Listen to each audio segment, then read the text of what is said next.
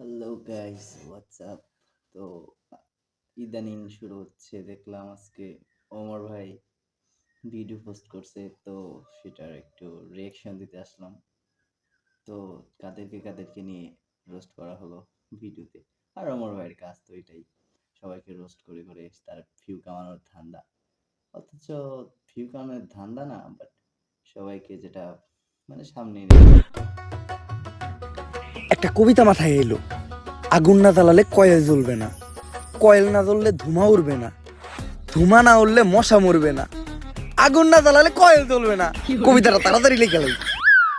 কবিগুরু, আরে শিবাল্লি তুমি আসছো, কিন্তু এত দেরি হলো কেন? তুমি আসবা শুই না আমি বসে আছি একা, গোলাপান সব তারাই দিছি, কইরা লাইছি একদম ফাঁকা। তা আমার জন্য গোলাপ ফুল আনছো? গোলাপ তো আনে নাই, কিন্তু ফুল আনছি গাদা, কারণ আপনার মাথার চুল সাদা। তুমিও কবিতা কও? বুঝলাম না, বাংলাদেশের সব মানুষ কেমন জানি কবি হয়ে যাইতেছে।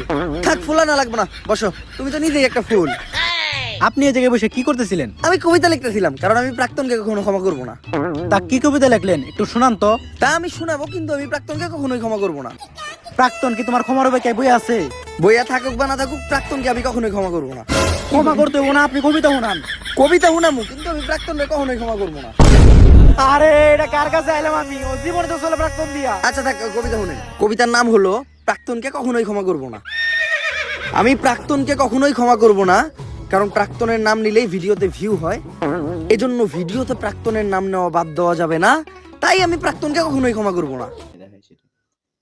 তো সে তো প্রথমেই কাফি ভাইকে রোস্ট করে দিছে, একবারে ধুয়ে দিছে। আর কি, কাফি ভাই তো শেষ। সো কাফি ভাই বলতে তার একটাই কি, মানে কবি হয়ে গেছে সে। প্রাক্তনকে নিয়ে লিখতে লিখতে সে কবি হয়ে গেছে। আবার সে ভিডিও করে কয়েল নিয়ে, কুত্তা নিয়ে। তো তাদেরকে আর কি বলবো, একটু ভিডিও দেখা যাক। চর তারপর লাত্তি গুতাকে পুরস্কৃত হয়েছি। এই এদিকে আসো। এই যে আমার এক স্টুডেন্ট আজকে আমাদেরই প্রতিষ্ঠান থেকে টিকটকের পড়ালেখা শেষ করে ছাত্রীর সার্টিফিকেট নিয়ে বের হয়ে যাচ্ছে। ভবিষ্যতে ওই বাংলাদেশের টিকটকে রাজ করবে। টিকটকে রাজ করবো? কিন্তু ওই কেমনে আপনি টিকটকে রাজ করবেন? যাবো এখন দুবাই, পালবো একটা অস্ট্রেলিয়ান গাবি, ভাই বেড়াতার ভিডিও দেখবে, সাথে থাকবে ভাবি।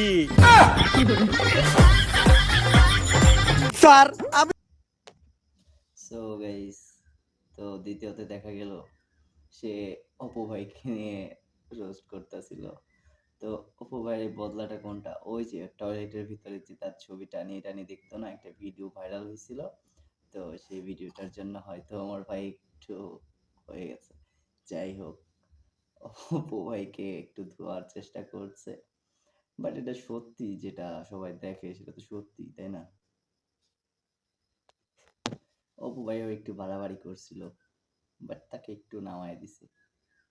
তো মূলত মনে হয় দেখা যাচ্ছে সবাইকে নামাতে এসেছে ওমর ভাই, কম করে নাই সে। তো সামনের ভিডিওতে দেখা যাক আর কি করা হচ্ছে। সাহায্য করে। এখন এটা আমি ওর মুখে একটু ছিটিয়ে দিব, তারপরে আমরা ব্যবহার করব 2 টাকা দামের একটা শ্যাম্পু। শ্যাম্পু? আমাদের ফেসিয়াল তো শ্যাম্পু দিয়েই হয়। তো শ্যাম্পু দেওয়ার পর ইচ্ছা মতো ডইলা গালের চামড়া সহ উঠে এলাই দইব। এরপরেই ব্যবহার হবে আমাদের এই ফেসিয়ালের স্পেশাল মেশিন পা। পা? আপনি যত মেশিনই ব্যবহার করেন, এই পায়ের উপর কোনো মেশিন হবে না। আমি ডলতাছি দিয়া পা, তাই ডার্ক সার্কেল আর ব্ল্যাক হেডস বলবে টাটা। ভাও, আপনি যে একটু আগে টয়লেটে গেছেন এখনো কিন্তু পাও দন নাই।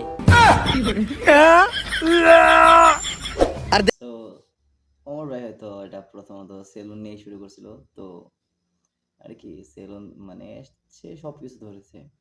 বাট এই জায়গায় সত্যি বলতে এখন যে পরিমাণে সেলুনের দোকান বেড়ে যাচ্ছে, মানে যেমন প্রিন্স মামুন দিছে একটা সেলুন, প্রিন্স হেয়ার কাট, আবার দিছে মিরাজ আফ্রিদি, মানে আবার দিছে আবার কত, মানে কন্টেন্ট ক্রিয়েটর, ওদের খালি এখন ধান্দায় আছে, মানে টিকটক কইরা কইরা কিছু টাকা হইব, আর এখন তো অত আর কিছু টাকা হইব, টাকা হওয়ার পরে তারা করবো কি, একটা সেলুন দিব, তাদের ব্যবসা এটুকুই, তাদের সফলতা এইটুকুই।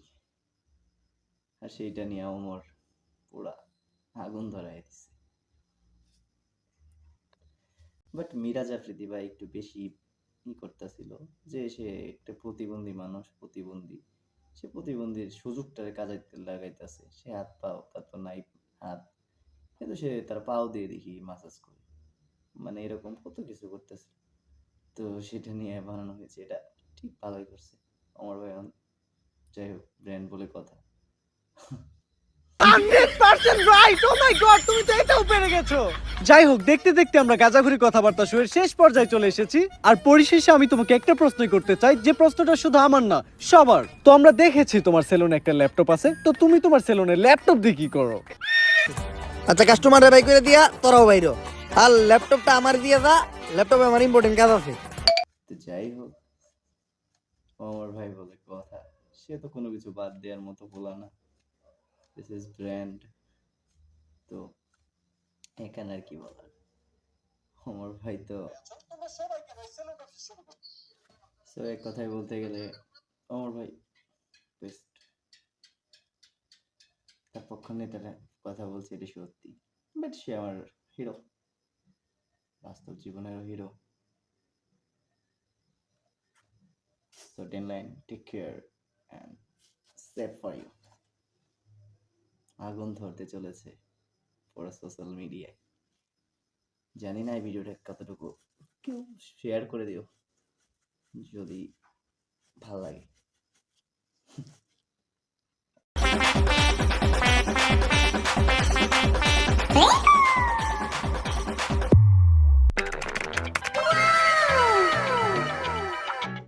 Naughty America.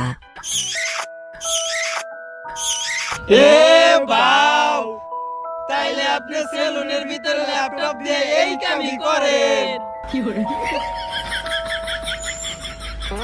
ला भोसड़ी के बेटे बेटे, अबे बेटा मौज कर दी, हाँ मौज कर दी।